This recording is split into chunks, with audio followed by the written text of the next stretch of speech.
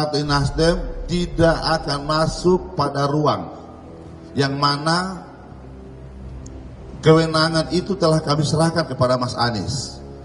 Partai Nasdem telah memberikan mandat kepada Anies Baswedan untuk mencari wakil presiden.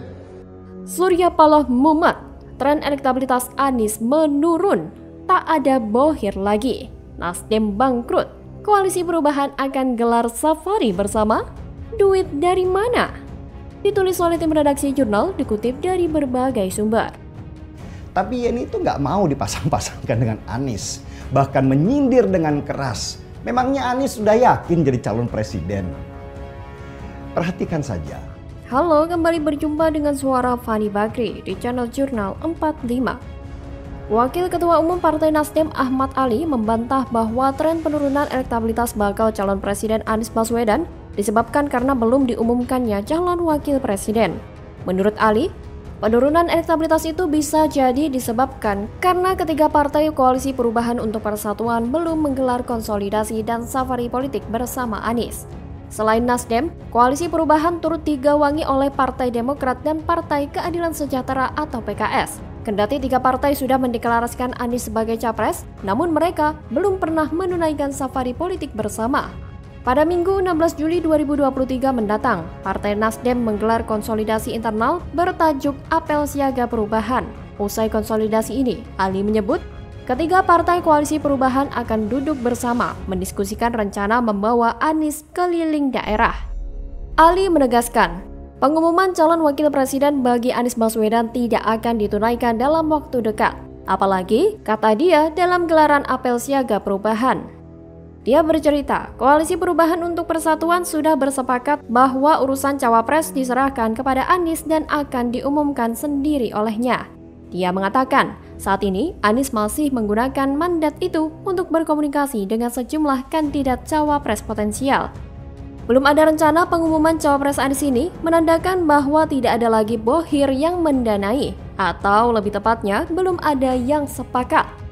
Meskipun ada bohir di belakang Anies, didukung, didanai, dan diberikan fasilitas yang wah, Anies juga belum tentu menang. Karena dilihat dari elektabilitasnya masih sangat jauh dibandingkan dengan Ganjar Pranowo dan Prabowo Subianto. Sebelumnya, hasil sejumlah survei menunjukkan elektabilitas Anies cenderung mengalami tren penurunan.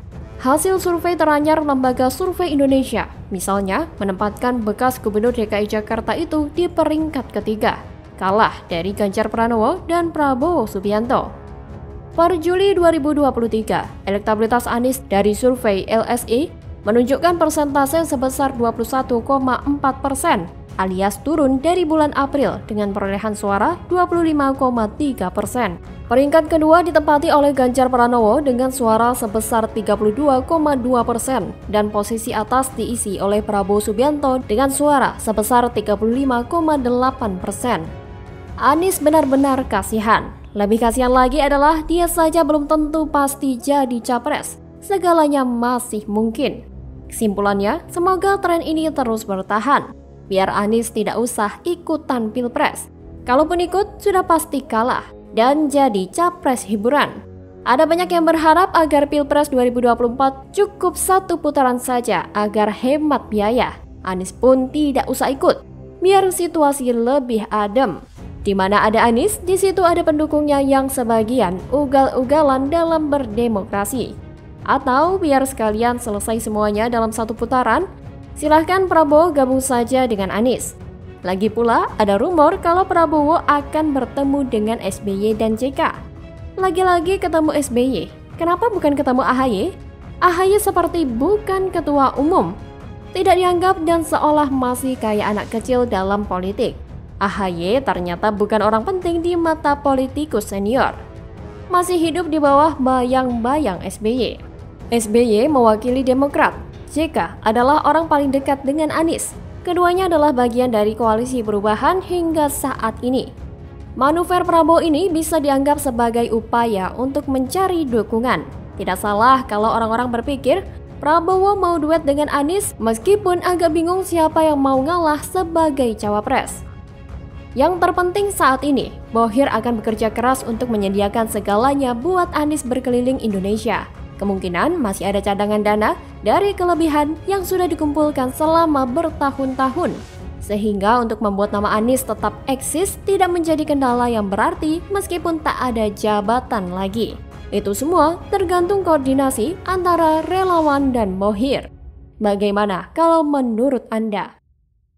Ketika dibangun, apakah konsultannya itu menggunakan standar MUI atau menggunakan standar FIFA?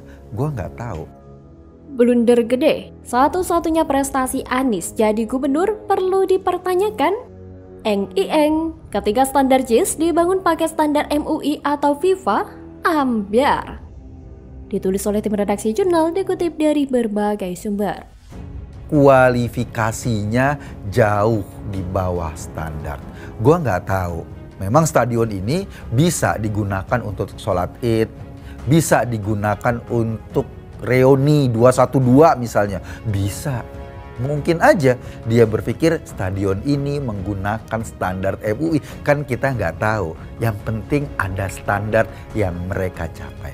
Halo, kembali berjumpa dengan suara Fani Bakri di channel Jurnal 45.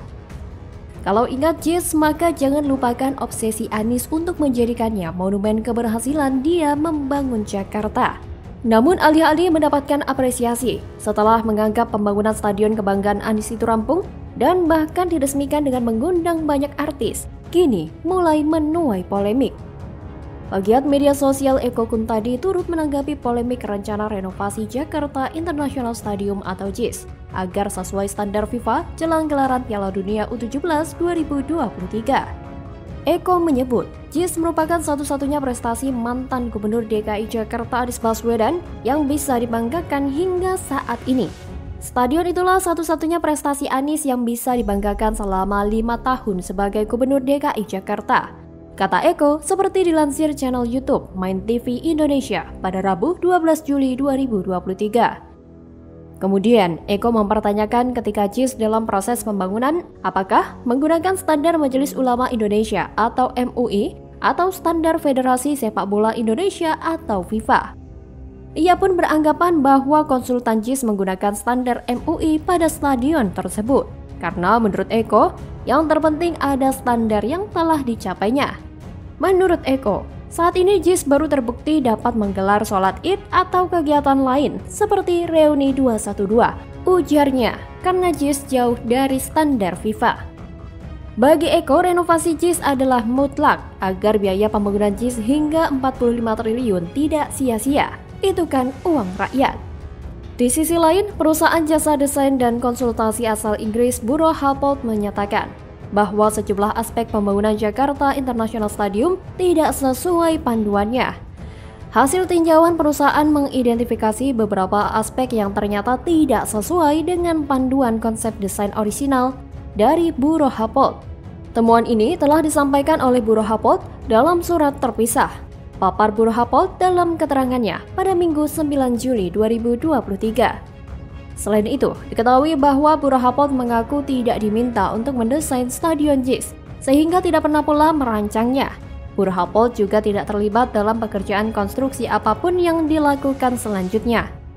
Pihak PT Jakarta Konsultindo atau Jakkon meminta Buro Happold untuk membuat panduan desain atau design guidelines serta memberikan jasa konsultasi mulai Desember 2018 hingga Maret 2019, tulisnya. Lantas kemudian, Chairman Karya Rama Prima atau KRP, yang juga ahli ergonomi, Kamal Mutakin, mengusul agar renovasi Jakarta International Stadium tidak hanya dilakukan pada rumput di lapangan utama dan akses keluar masuk stadion saja. Dia mengatakan, renovasi Stadion Kebanggaan Anies Baswedan itu juga bisa menyasar atap stadion. Hal ini disampaikan Kamal Mutakin usai meneliti rumput di JIS yang diketahui kualitasnya sangat buruk dan jauh dari standar Federasi Sepak Bola Internasional atau FIFA. Dalam penelitiannya, Kamal Mutakin menemukan berbagai masalah. Selain masalah kurangnya ketebalan karpet selaku bidang tanam dari rumput hybrid, stadion tersebut juga dianggap kekurangan sinar matahari akibat desain yang digunakan. Untuk itu, dia berpendapat jika atap stadion sebaiknya dibongkar saja. Ya, harus ditambahi matahari, buka atapnya. Kalau misalkan harus menambahi intensitas matahari ya, dibuka atapnya, kata Kamal Mutakin dalam sebuah wawancara dilansir populis.id pada Selasa 11 Juli 2023. Atap JIS dirancang untuk bisa dibuka tutup guna menyesuaikan keadaan. Meski demikian, saat atap terbuka penuh pun, desain konstruksi stadion diklaim tidak memungkinkan untuk memberi rumput asupan matahari dengan durasi yang sesuai. Selain mengusulkan bongkar atap JIS, Kamal turut menjelaskan bahwa solusi lain agar rumput sehat dan mendapatkan sinar matahari yang cukup adalah dengan menggunakan teknologi sinar UV. Wow, ternyata ada banyak juga masalahnya. Jadi, stadion ini mau buat apa sih?